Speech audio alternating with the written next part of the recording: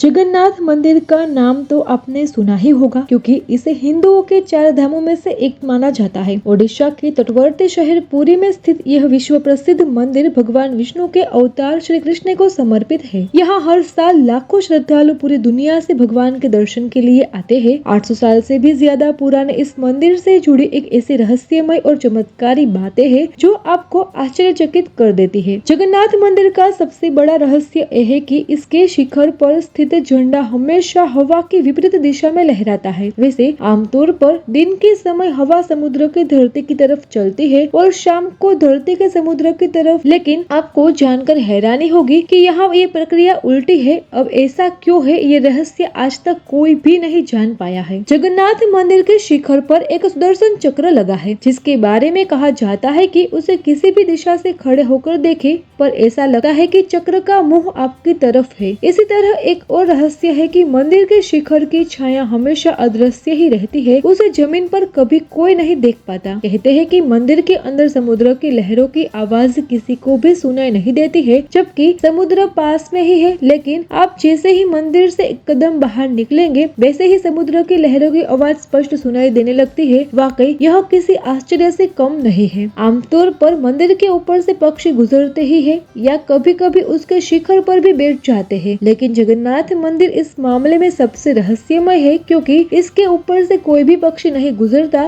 सिर्फ यह नहीं, मंदिर के ऊपर से हवाई जहाज भी नहीं उड़ते हैं। इस मंदिर की रसोई भी सबको हैरान कर देती है। दरअसल यहाँ भक्तों के लिए प्रसाद पकाने के लिए 7 बर्तन एक दूसरे के ऊपर रख जाते हैं, लेकिन हैरानी की बात तो यह है कि सबसे ऊपर रखे बर्तन में ही प्रसाद सबसे पहले पकता है, फिर नीचे की तरफ एक के बाद एक बर्तन में रखा प्रसाद पकता है।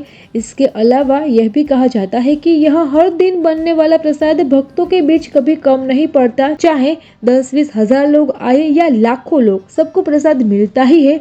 लेकिन जैसे ही मंदिर का द्वार बंद हो जाता है वैसे ही प्रसाद खत्म हो जाता है।